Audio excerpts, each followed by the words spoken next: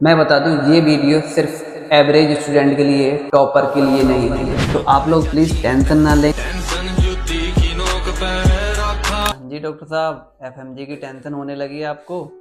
थोड़ा सा टाइम बचा है और टेंशन तो होगी, बट डरना नहीं है। आप अगर इस वीडियो पे आए हैं तो सिलेक्शन तो 100% होगा ही। कुछ चीजें बताऊंगा, उसको ध्यान में रखना। अगर आप एफएमजी जनवरी वाला देने जा रहे हैं तो डर तो बिल्कुल लगता होगा, और आपको ये भी लगता होगा कि मैं इस बार पास नहीं हो पाऊंगा शायद। बट आप पास होंगे, क्योंकि अगर आपने ये 3-4 चीजें जो मैं बताने जा रहा हूँ ये किया है तो आप 100% पास होंगे।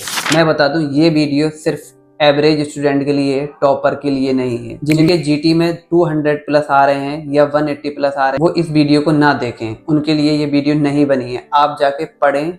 ये वीडियो सिर्फ बनी है एवरेज स्टूडेंट के लिए, जिनको 150 से 170 नंबर लेके आने हैं, सिर्फ उनके लिए। अगर आप टॉपर हो तो प्लीज आप जाके पढ़ें, यहाँ ना रुकें। पास तो आप 100% हो ही जाओगे, ये मेरी गारंटी है। बस कुछ ही चीजें करना है, जो आपने किया है उसमें कुछ ऐड करना है, पास हो जाओगे। अगर आप जनवरी वाले एग्जाम में पास हो जाएं और ये वीडियो देखी थी आपने, तो जनवरी में आके एक बार जरूर आप कमेंट करना। 1 साल पहले भी मैंने वीडियो बनाई थी इसी टाइम पे, तो मैंने देखा बहुत सारे कमेंट्स एग्जाम पास होने के बाद आए, क्योंकि उन लोगों ने कुछ चीजें सारी फॉलो नहीं की थी, कुछ चीजें फॉलो की थी और वो पास हो गए। आप जाके चेक करें, लास्ट ईयर मैंने जो वीडियो डाली थी तो उसमें कमेंट्स देखना रिसेंटली हैं। बहुत सारे लोगों ने कहा कि हमने ये वीडियो देखी थी और कुछ चीजें फॉलो की और हमारा सिलेक्शन भी हुआ, इसलिए हम कमेंट करने आए।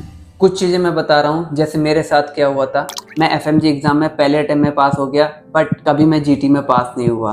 तो यही लग रहा था कि इस बार नहीं होगा, बट मेरा हो गया। कैसे हुआ? कुछ गाइडेंस की वजह से और कुछ पॉइंट ऐड करे थे। अब मैं आपको बताने जा रहा हूँ कि आपको करना क्या है इस लास्ट मंथ में।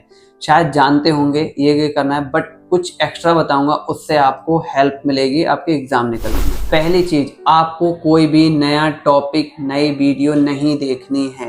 यानी क्या बोल रहा हूं मैं, मतलब कोई भी नया उठाना नहीं है। जितना पढ़ लिया है उतना ही पढ़ना है, उसको अब कंसाइज करके उसको रिवीजन करना है। एक चीज मैं बताऊं, ये जनवरी वाला एग्जाम 1 लाइनर होगा मोस्टली, और इसमें आपको 100 क्वेश्चन ऑलमोस्ट 1 लाइनर मिलेंगे, तो उसको तो बिल्कुल जाने ही नहीं देना है। आप क्लिनिकल पे ज्यादा जाए नहीं कि क्लिनिकल क्वेश्चन नहीं होंगे, हमें डर लग रहा है क्या होगा क्या नहीं होगा। आप क्लिनिकल क्वेश्चन पे ना जाएं। हाँ, आपको रिवीजन करना है पहले तो। अब रिवीजन कैसे करें वो मैं बता दूंगा अभी, बट मैं कुछ की पॉइंट बता रहा हूँ। आपको नंबर ऑफ टाइम जितनी रिवीजन कर सके उतना ही आप स्कोर बढ़ा सकते हैं एफएमजी एग्जाम में, मेन वाले में।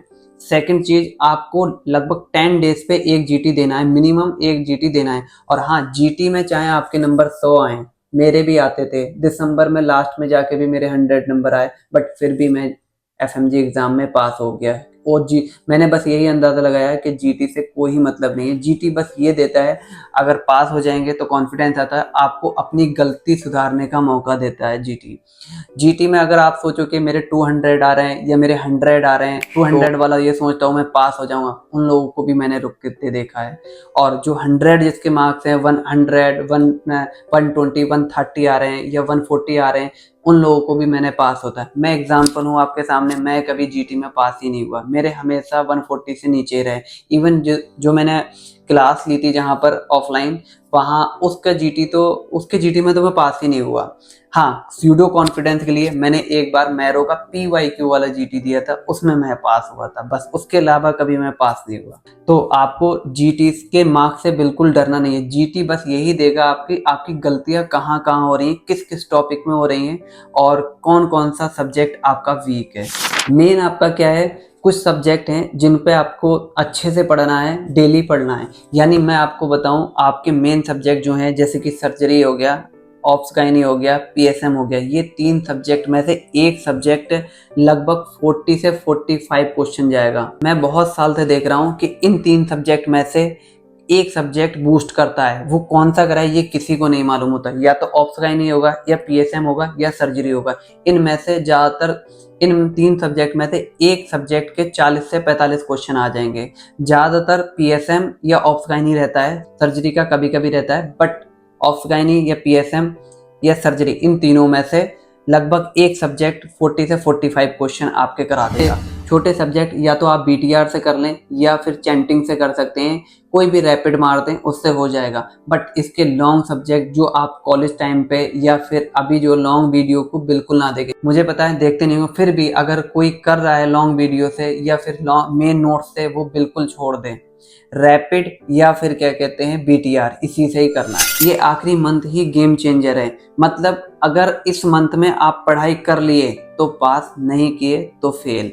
अब कुछ लोग ये सोचते होंगे हम कॉलेज टाइम से पढ़ के आए, कोई मतलब नहीं है। कोई कॉलेज टाइम से पढ़ रहा है, कोई कभी से पढ़ रहा है, बट लास्ट मंथ में अगर आपने ढंग से पढ़ लिया तो पास हो जाओगे, ये मैं गारंटी लेता हूँ। कमेंट कर देना वीडियो पे आके जब आप पास हो जाओ।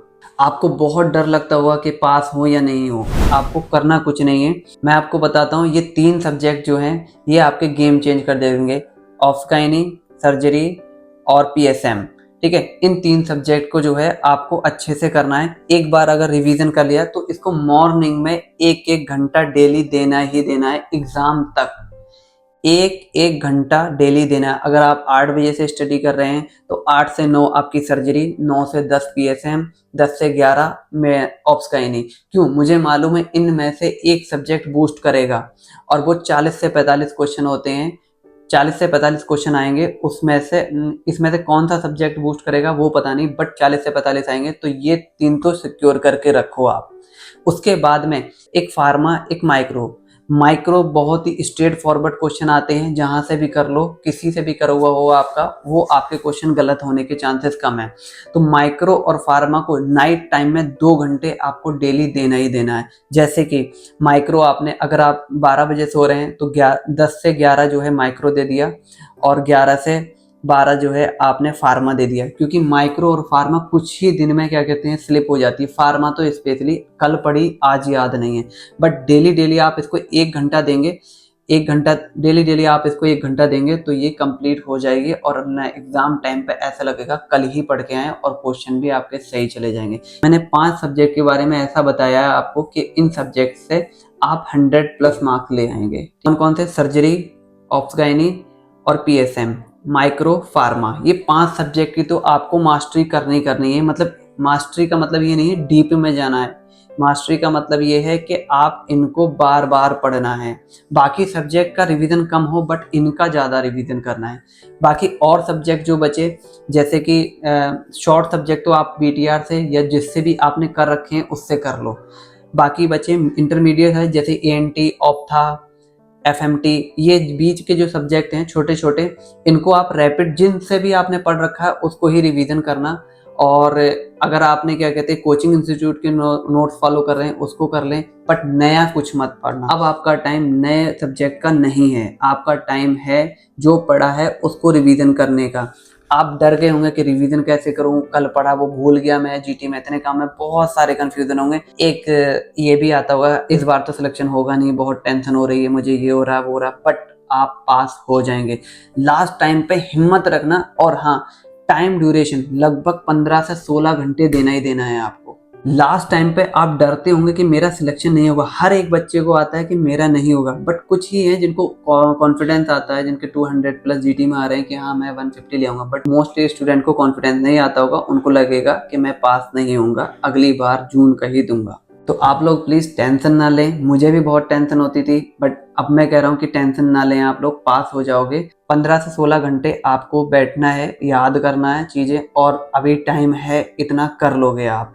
तो आप लोग प्लीज परेशान ना हो। मेरे भी कभी जीटी में पास नहीं होता, अब शायद आप तो जीटी में पास हो जाते होगे, तो सोचो आप पास ही हो। चलिए ठीक है डॉक्टर साहब, आपने वीडियो देखी, बहुत बहुत शुक्रिया आपका। और इस वीडियो को अपने दोस्तों को भी शेयर करो जो कि एफएमजी की तैयारी कर रहे हैं, कि लास्ट टाइम पे क्या गलती हो रही है उनसे और क्या नहीं कर पा रहे हैं। सबको प्रेशर होगा कि पास नहीं होंगे, बट हो गया। बट लास्ट महीने में आप छोड़ के मत भागना, पास हो जाओगे। Thank you.